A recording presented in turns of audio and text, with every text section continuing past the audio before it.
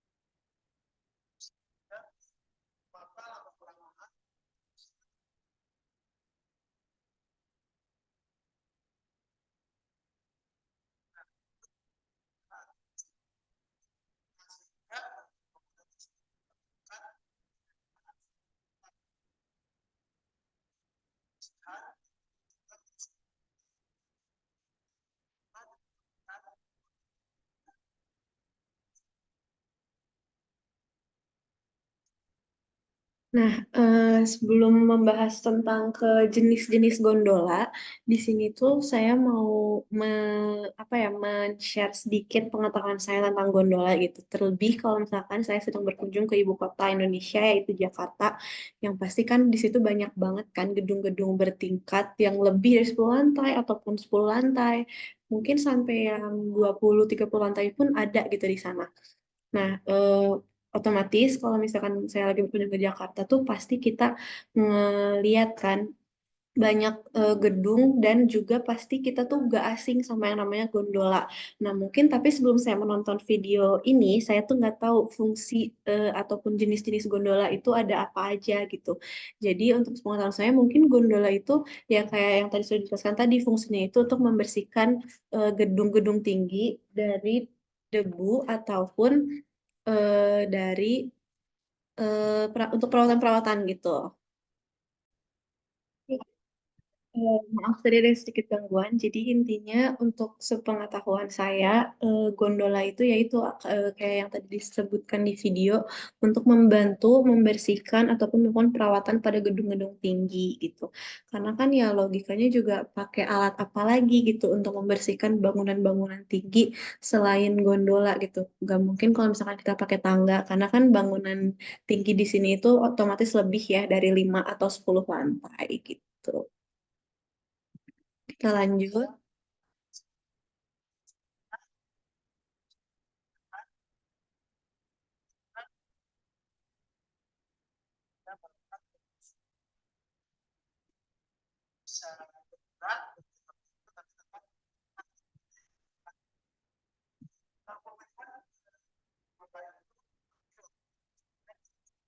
Nah, jadi untuk gondola itu ternyata ada dua tipe ya teman-teman. Yang pertama itu temporary ataupun sementara dan permanen gitu. Jadi kalau untuk yang temporary itu bisa dipindah-pindahin ataupun fleksibel gitu. Mungkin tergantung dari kebutuhan dan space gedung itu tersendiri kali ya.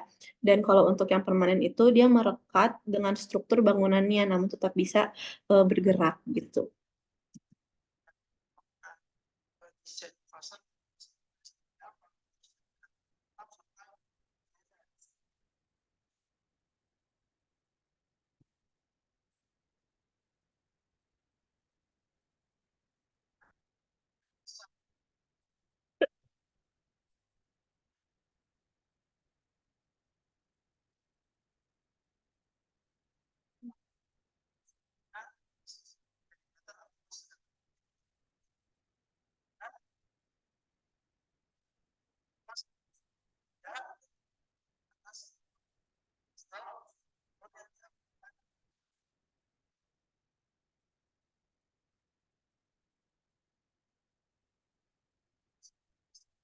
Hmm.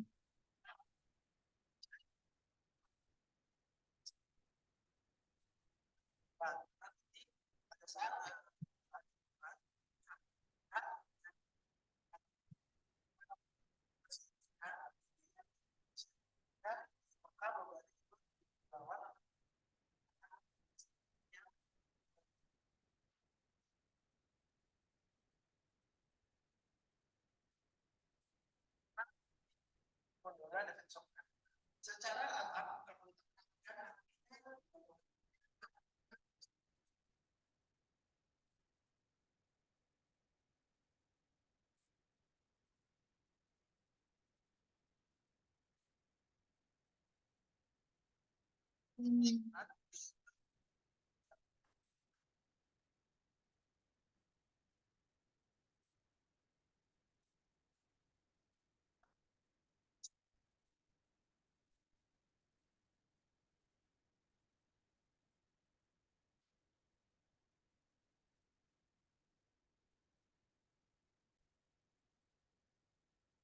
Baik, lanjut tadi ada iklan dulu dari YouTube-nya.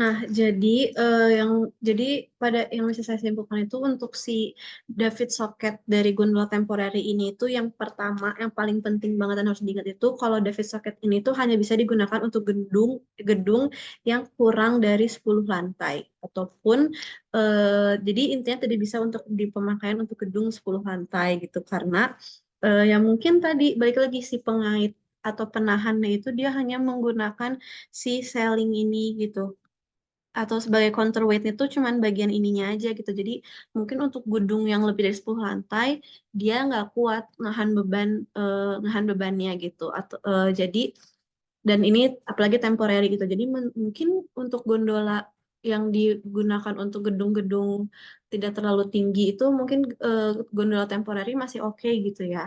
Terus untuk pemasangannya pun si gondola temporary David Socket ini itu apa tadi pemasangannya itu kan dia tuh kan iniin ya di apa namanya diaburkan gitu pada struktur atapnya gitu. Jadi si ininya itu dari struktur baja lalu ditanam gitu di sini dengan pakai ke struktur atapnya. Lalu untuk kenapa temporerinya itu karena bisa dibongkar pasang. Jadi kalau misalkan di sini denah-denah ini misalkan mau dipindah gitu, mau beresin atau mau bersihin bagian sininya, lalu dipindah ke sebelah sini, lalu jadi per titik gitu loh di sininya. Gitu.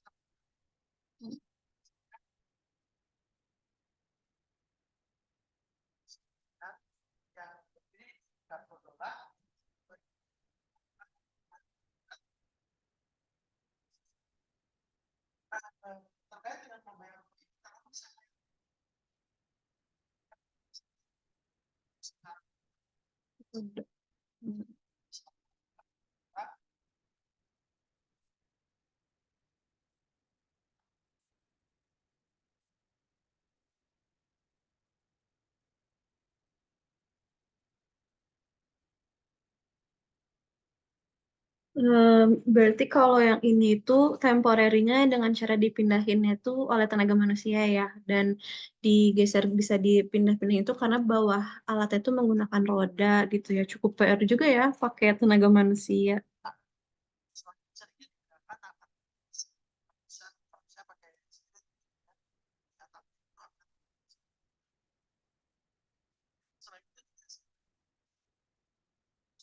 Hmm.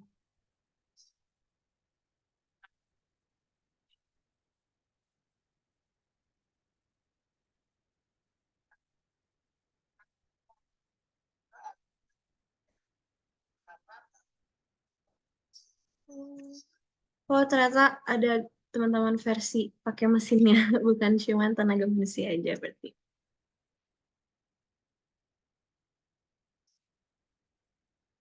Hmm.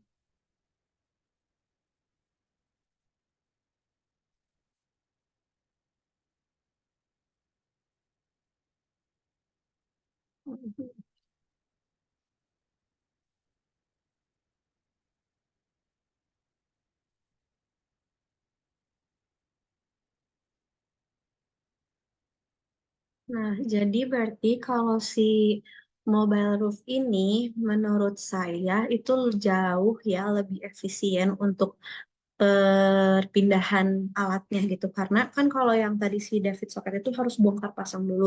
Sementara kalau ini itu dia itu alatnya udah ada rodanya. Walaupun minusnya tadi kita tuh harus memperkuat dan fokus untuk di bagian pas tadi kita mau finishing bagian atapnya. Kita harus pastiin kalau misalkan kita itu masang atau udah ada floor hardenernya atau perkerasan lantainya gitu. Karena kan ini pakai roda gitu kan.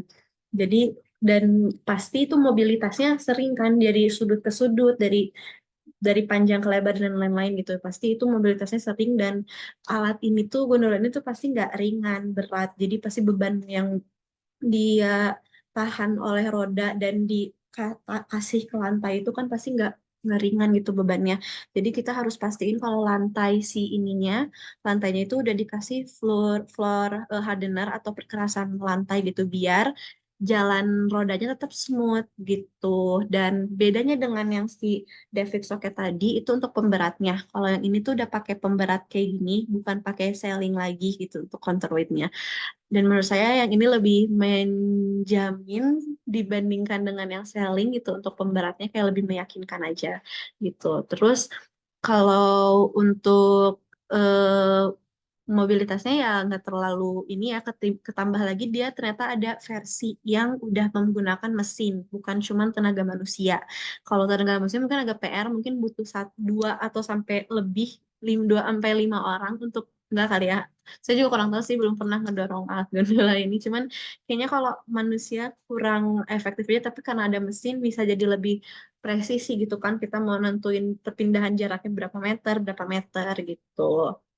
Dan ya sih, mungkin ini PR-nya tuh kita tuh mungkin perawatan yang harus kita perhatiin tuh untuk gondola ini tuh ditambah untuk si perkerasan lantai tadi gitu karena kan ini ngegunain lantai gitu ya, pakai roda dan udah gitu mungkin harus maintenance si alatnya pun mengganti roda-rodanya gitu karena kan kayak tadi rodanya tuh bakal kekikis ya dengan seringnya kita berpindah mobilitas gitu. Cuman untuk keefektifan pembersihannya ya ini bisa dibilang lebih efektif kali ya ketimbang yang si David Socket tadi. Tapi dari harga pun setahu saya kalau tadi cari-cari si David Socket itu emang yang paling murah di antara gondola-gondola yang ada. Gitu. Jadi ya, ada harga, ada kualitas. Lanjut.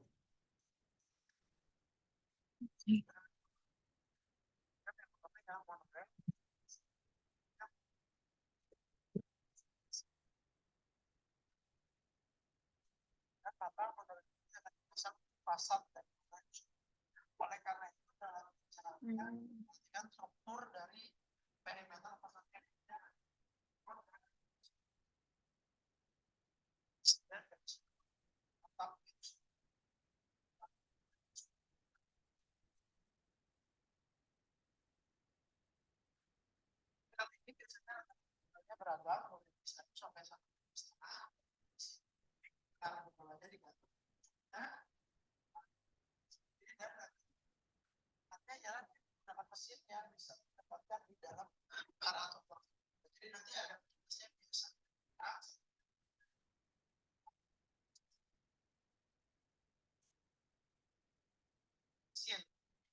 Hmm. Oh.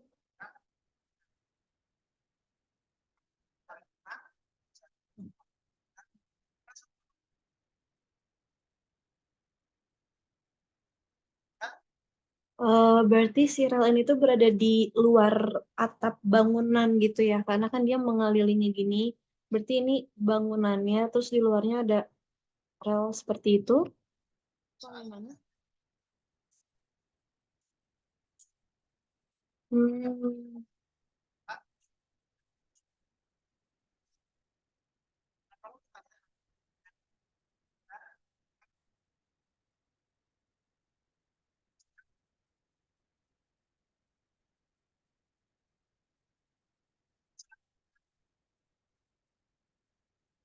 Oke, jadi ini kita memasuki gondola yang tipenya permanen, yang monorail atau single track atau single rail tadi katanya. Terus udah gitu, jadi si gondola ini itu dipasangnya itu di fasad bangunan. Jadi kita harus pastiin nih si struktur bangunannya itu kuat untuk nahan si gondola ini gitu. Karena kan ini tipenya permanen dan permanen itu selamanya. Jadi otomatis kita harus memperhitungkan si konstruksi dan struktur bangunan itu tuh kuat apa tidak untuk menahan eh, si rel yang ini gitu kan karena ini akan ditempel di fasad bangunan untuk selamanya gitu dan eh, belum lagi ditambah beban si kar gondola ini dan manusia gitu jadi kita harus pastiin dulu untuk si struktur itu kuat untuk menopang beban si relnya ini lalu udah gitu ini kan panjang rambut sekitar 1 sampai 1,5 meter nah nanti tuh dia akan berputar mengelilingi si gedung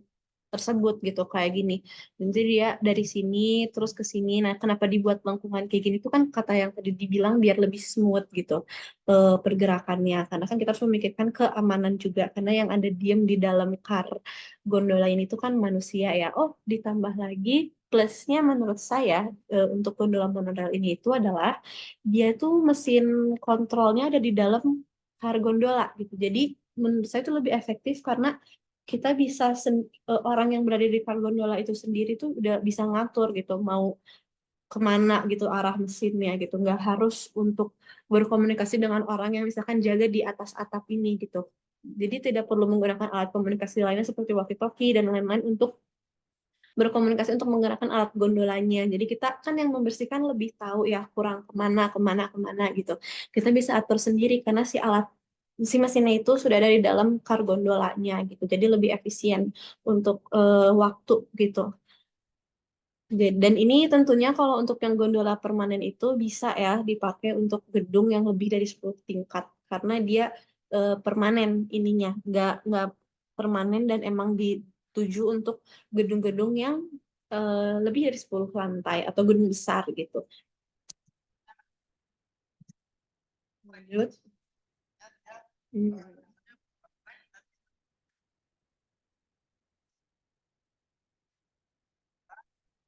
Berarti bedanya yang rail track sama yang monorail itu di pemasangannya. Kalau yang monorail itu kan tadi di fasad bangunan. Kalau yang ini di apa deck bangunannya. Jadi kayaknya ini relnya nggak akan berada di fasad bangunan dan terlihat gitu nggak sih? Mungkin dia bakalan lebih di dalam ininya ya, di dalam deck atap gitu. Jadi kelihatannya hanya dari atas sepertinya.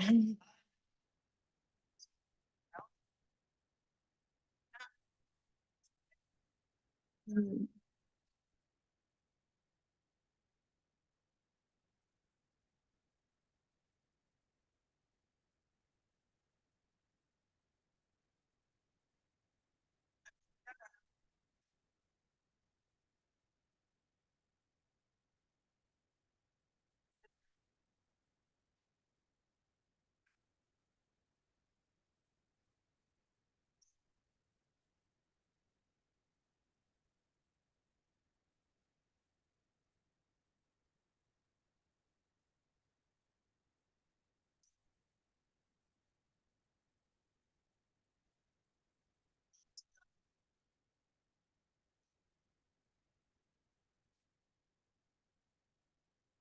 Hmm.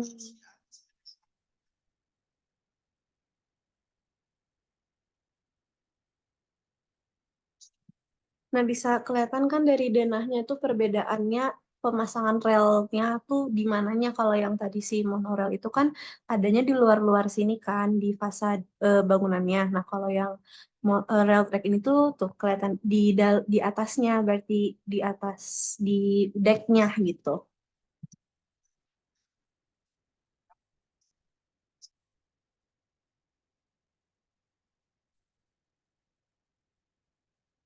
Hmm.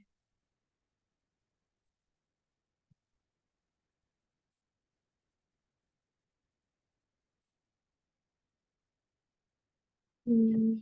Sini. Nah, udah kelihatan jelas ya tadi perbedaannya antara monorail sama rail track di gondola permanen ini. Yang pertama tadi yang kayak udah saya sebut sebelumnya, posisi relnya di mana. Kalau yang ini itu untuk ditaruhnya di dalam decknya, jadi mungkin tidak terlihat jelas kalau hanya kita ngeliat dari sisi samping atau tampak samping mungkin dia bakal lebih jelas untuk dari tampak atas gitu kelihatannya.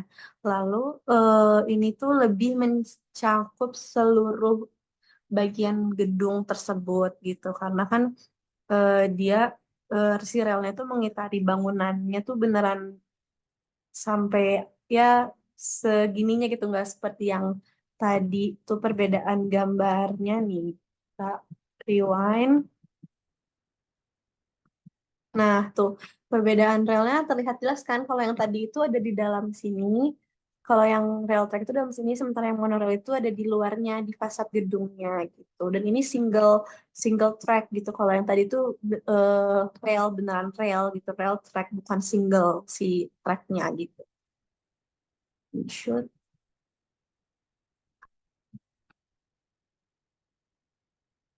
Ya, gitu. Jadi yang ini lebih mencakup seluruh bagian gedung gitu. Kalau untuk yang si rail track ini. Dan untuk alatnya tadi tidak jauh berbeda ya. Berbeda maksudnya berbeda kalau yang ini tuh si jaraknya tuh 2 meter. Sementara kalau yang tadi itu kan kita pakai si single railnya itu sekitar 1 sampai 1,5 meter.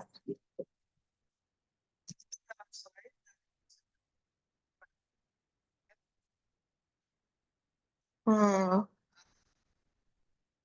Oh, berarti ini kita membahas lengan gondola di gondola yang udah ada eh, railnya atau tracknya gitu. Jadi mungkin monorail dan monorail tapi berbeda si lengan gondolanya itu menggunakan jenis si teleskopik ini gitu. Jadi si gondolanya tetap monorail tapi yang berbeda itu hanya tangan gondolanya aja, lengan gondolanya aja. Lengan gondola itu jenisnya ada teleskopik ini salah satunya. Hmm.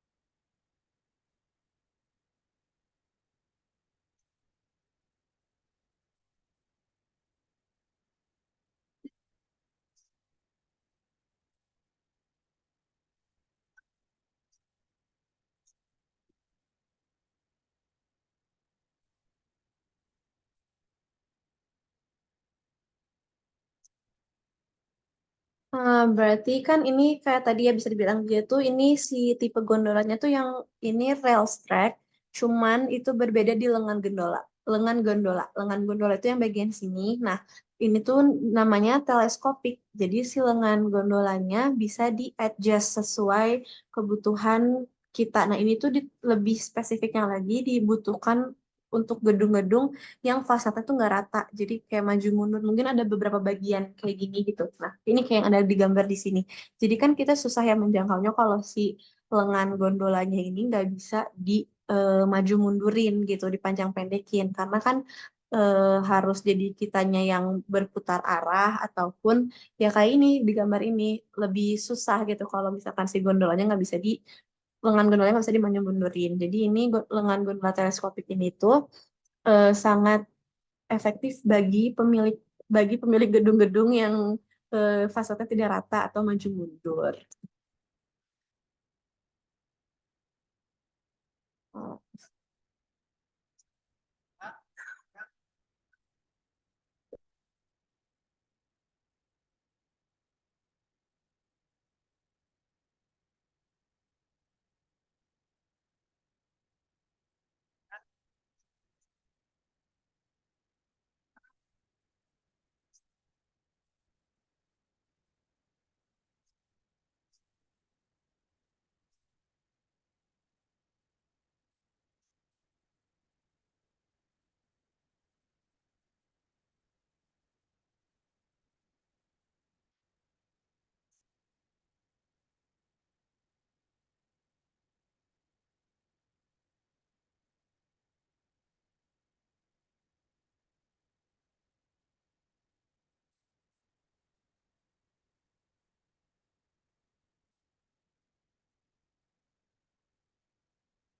oke, jadi untuk yang si ini lengan gondola Laughing Arm ini itu kalau dilihat dari sini ini masih pakai rail track ya si gondola ininya, cuman bedanya tuh lengannya ditambah engsel, jadi bisa di eh, naik turunin gitu si lengan gondolanya, dan ini efektif untuk gedung yang memiliki crown atau ketinggian-ketinggian gedung yang berbeda gitu.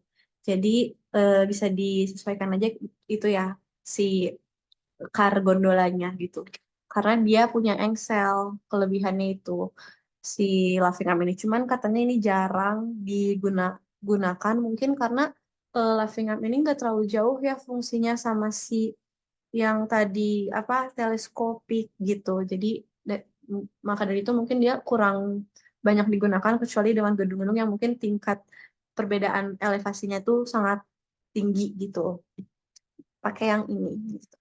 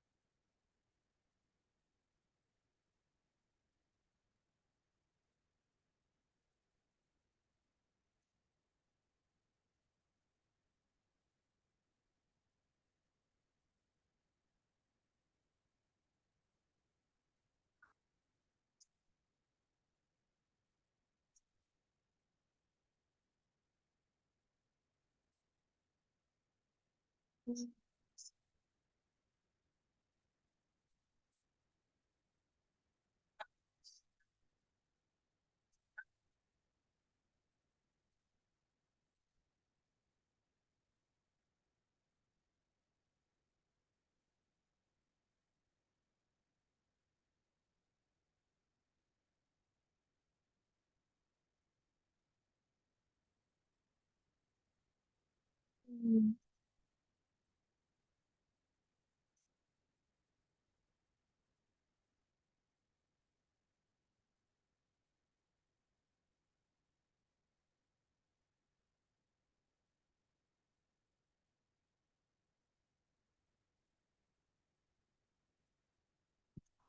Baik, oke. Jadi sampai di situ video tentang sistem gondola pada bangunan tinggi. Jadi bisa saya simpulkan ya teman-teman. Pertama, ternyata kalau gondola itu jenisnya ternyata banyak gitu. Ada tipe temporary dan ada tipe permanen.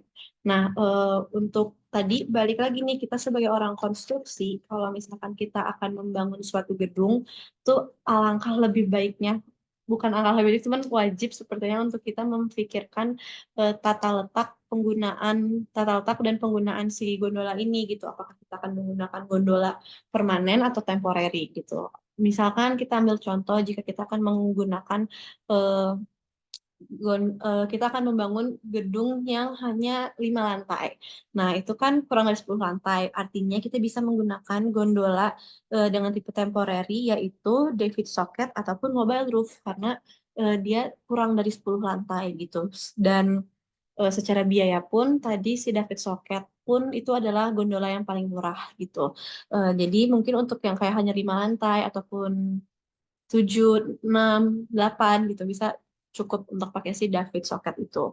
Karena David Socket itu, nah, untuk kita yang akan menggunakan David Socket itu, kita bisa siapkan juga nih space untuk kita menaruh si tadi kayak si ceilingnya untuk yang ditahan si apa counterweightnya gitu. Jadi di bagian atap gedung tuh harus selalu disediakan space untuk membuat eh, gondola gitu untuk gondola gitu. Jadi eh, penting sekali ya untuk kita orang struktur memikirkan ke arah gondola ini gitu, memikirkan seperti ini yang ada di sini, mempertimbangkan operasional gedung secara jangka panjang juga gitu.